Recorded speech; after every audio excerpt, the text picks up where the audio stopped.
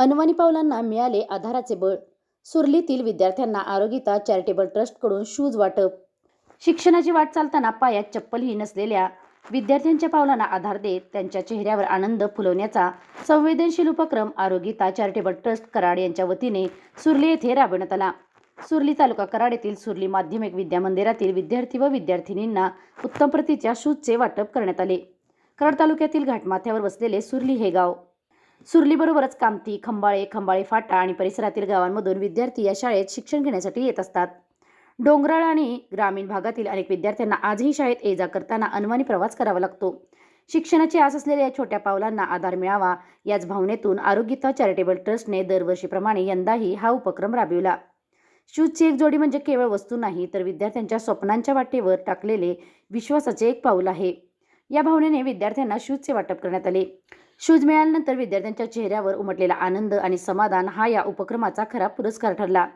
यावेळी आरोग्यता चॅरिटेबल ट्रस्टचे संस्थापक अध्यक्ष शरद गाडे, उद्योजक सलीम मुजावर, कराड तालुका डिजिटल मीडिया परिषदेचे अध्यक्ष संतोष कदम, पत्रकार तन्मय पाटील, शाळेच्या मुख्याध्यापिका विजया कदम, राजगोंडा अपिने सर यांच्यासह शाळेतील सर्व शिक्षक, शिक्षिका, कर्मचारी आणि विद्यार्थी उपस्थित होते.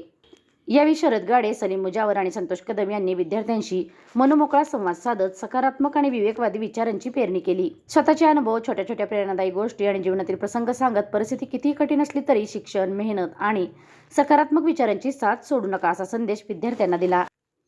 या उपक्रमासाठी L&T कंपनीचे senior deputy general manager Sandeep Kulkarni, Salim Mujawar, अपिने सर तसेच कराड तालुका डिजिटल मीडिया परिषद यांचे विशेष सहकार्य लाभले. ग्रामीण भागातील विद्यार्थ्यांच्या गरजा ओळखून केवळ मदत न करता त्यांच्या मनात आत्मविश्वास निर्माण करण्याचे काम अशा उपक्रमातून होत आहे. अनवाणी पावलांना शूज मिळाले, पण त्याहून महत्त्वाचे म्हणजे या पावलांना त्यांच्या स्वप्नांच्या दिशेने चालण्याचे नवे बळ मिळाले. आरोग्यता चॅरिटेबल ट्रस्टचा हा उपक्रम म्हणजे माणुसकीची पावले शिक्षणाच्या वाटेवर याचा सुंदर प्रत्यय देणारा ठरला. SK क्राईम न्यूजसाठी संतोष कदम, कराड. मुलांना टाळ्या का आवाज होतात सांगा. कोण एक जणांनी उत्तर द्या. टाळ्या का वाजतात? टाळ्यात काय वैशिष्ट्य आहे? मेडिकल दृष्ट्या टाळ्यात हे काय असतं सांगा. प्रत्येक पॉइंट असतात माहिती आहे का? टाळ्याला काय इन्कम टॅक्स आहे का, सेल टॅक्स आहे का? बघू कशा टाळ्या घेऊन वाजवतात. मला शाळेने शिकवले टाळ्या कशा वाजवायच्या. एक साथ क्लॅप.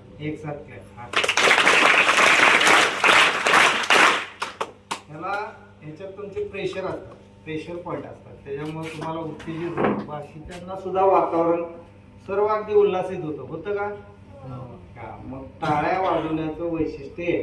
पण ही मुलं आहेत तुम्ही देशातली, ही हिरे, ही हिरकणी, हे देशात तुम्ही दोघंही जर तुम्ही देशासाठी काम केलं तर देशात काय होणार मला सांगावं.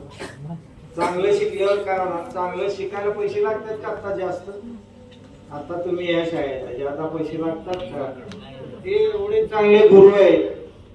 गुरुर ब्रह्मा गुरुर विष्णू गुरुर्देव महेश्वरा गुरुर साक्षात परब्रह्म तस्मै श्री गुरुवे नमः. म्हणजे काय? गुरुची आपण काय करायला पाहिजे? काय करायला पाहिजे? गुरु चांगलं शिकवतात का नाही? मग तुम्ही काय घडायला पाहिजे? देशाचे चांगले नागरिक घडायला. मग तुम्हाला काय अडचण आहे? आम्ही काय करतोय? आम्हाला जेवढं शक्य आहे समाजाकडनं आम्ही कमवतो, तर समाजातलं आम्ही देणं लागतो. त्यातलं थोडं बहुत आम्ही तुम्हाला देतोय. असं काय मोठं काय काम करत नाही, पण तुम्हाला समाजाकडनं कमवलेलं त्यातले 10% आम्ही तुम्हाला देतोय. का? तर देश घडायला पाहिजे, देशातले हिरे हिरकणी सगळ्या घडायला पाहिजे. तर हे घडण्यासाठी आम्ही प्रयत्न करतोय, जास्त काय करत नाही.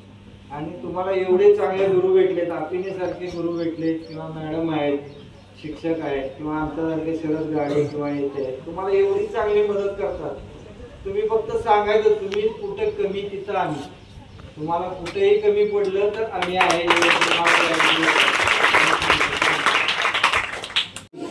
पत्रकार म्हणून किंवा तुमच्या घरातला पालक म्हणून मी सांगतो की तुम्हाला कराड कोणत्याही अडचणी आल्या तर एक नंबर शरद गाडे म्हणून एक आहेत, त्यांचा एक घ्या, माझा एक घ्या. तुम्हाला कुठेही अडचण आली तर पत्रकार शरद गाडे किंवा SK मामा, तन्मय पाटील त्यांचे नाव सांगायची. जर ते पण नाही झालं तर कराडमध्ये राज मेडिकलमध्ये जाऊन त्यांची गाठ घेऊन आमच्याशी संपर्क साधावा. आणि जर कोणता पर्याय नाही झाला तर कराड शहर पोलीस स्टेशनमध्ये जाऊन किंवा तालुका पोलिसांनी जाऊन आमचा नंबर घेऊ शकता. आणि तुम्हाला अडचण जर लय मोठी असेल, लेडीजला असते, मुलींना तर लय असते, परंतु असं जर काय झालं तर ताबडतोब आमच्याशी संपर्क साधा. आम्ही तुमच्या पाठीशी उभं राहू. म्हणतो म्हणजे आपल्या भावासारखं कायम पाठीशी उभं राहणारी जी व्यक्ती आहे त्याला आपण भैया आवडीनं म्हणतो. त्यांचा सलीम भैया. अभिनय सरांचं आणि आमचं खूप चांगलं जवळचं नातं आहे. मागच्या वर्षी सुद्धा आम्ही अशा प्रमाणेच शाळेमध्ये ओगलेवाडीमध्ये सर्व मुलांना शूज वाटप केले होते. आणि असंच आमची सहज चर्चा चालल्यावरती तर म्हणले मेरवेवाडी अगदी पासून मुलं चालत येतात आणि त्यांच्या पायात कधी कधी चप्पल नसते, अनवाणी असतात आणि उन्हाचे चटके बसतात. तर त्या मुलांसाठी काही करता येईल का? तर मग आम्ही असा विचार केला, सगळे दप्तर वाटतात, कोण गणवेश, कोण पेपर, वही वगैरे, आपण शूज वाटूया. मग असं आम्ही शोध घेतला आणि त्यावेळेला काही लोक आमच्याकडं म्हणजे व्यावसायिक आहेत, ते म्हणले आमच्याकडे शूज वगैरे आहेत आणि तुम्हाला देऊ शकतो. मग आम्ही सगळे बरेचसे लोक एकत्रित येतो. आता आमचे पत्रकार सहकारी मित्र आहेत, तन्मय पाटील आहेत, आमच्या डिजिटल मीडियाचे तालुका अध्यक्ष आहेत, ते संतोष कदम उर्फ SK मामा, हे सगळे आमच्या बरोबरीनं येत आहेत. आणि हे सगळं मागच्या वर्षीचे फोटो मी फेसबुकला अपलोड केले. ही बातमी किंवा ही माझी फेसबुकची पोस्ट वाचून L&T कंपनीतली एक विवेक कुलकर्णी नावाची व्यक्ती आहे, मी अजून पाहिलेलं नाही, मला ते फेसबुकला फक्त पाहत असते, म्हणजे मला फॉलो करतात ते.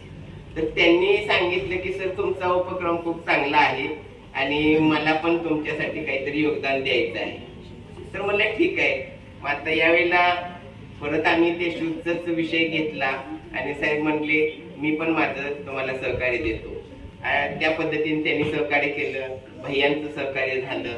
अभिनय सरांनी, आता अभिनय सर या ठिकाणी शाळेत आहेत, परंतु अभिनय सर सुद्धा जसं भैयाला आपण दानशूर म्हणतोय तसं अभिनय सरांचं पण दातृत्व खूप मोठं आहे.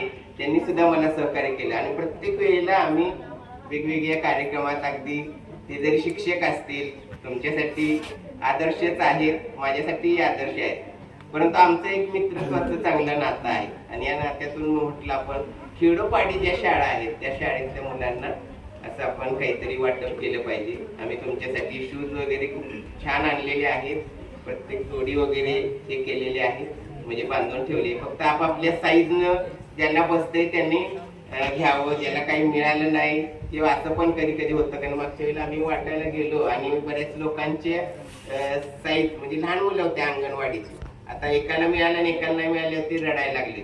तर म्हटलं आम्ही तुम्हाला आणखी आणून देऊ.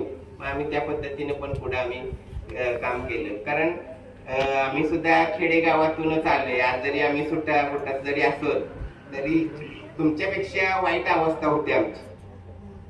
म्हणजे चड्डीला मागे दिवे असायचे 2, म्हणजे ही असायचीच गोष्ट आहे, बरोबर आहे. त्या काळी आम्हाला काय वाटायचं नाही आणि पोपोट्यातनं, काट्यातनं, दगडातनं आम्ही असं मस्त शाळेला जायचो. आणि त्यावेळेला काय परिस्थिती होती, पायाला चटके बसायचे, पायात चप्पल नसायची. मग चालत गेल्या जास्त चटके बसणार ना, मग आम्ही गाडी करायचो. गाडी कसली, म्हणजे फास्ट पडत गेल्यावरती पायाला चटके बसणार आहे. म्हणजे अशा पद्धतीनं आम्ही पण दिवस काढलेले आहेत. त्याची एक आठवण आहे आम्हाला आहे. आणि प्रत्येक मुलाला भले तुमची परिस्थिती चांगली असली तरी पण काही लोकांपर्यंत हे समजा आपण मदत केलेली त्यांना एक काहीतरी म्हणजे एक चांगला आदर्श म्हणा किंवा एखादा चांगला विचार देऊन जाते. आपल्या प्रत्येकानं होता होईल तेवढी आपण एकमेकांना मदत केली पाहिजे. आणि शेवटी जाता जाता एक मी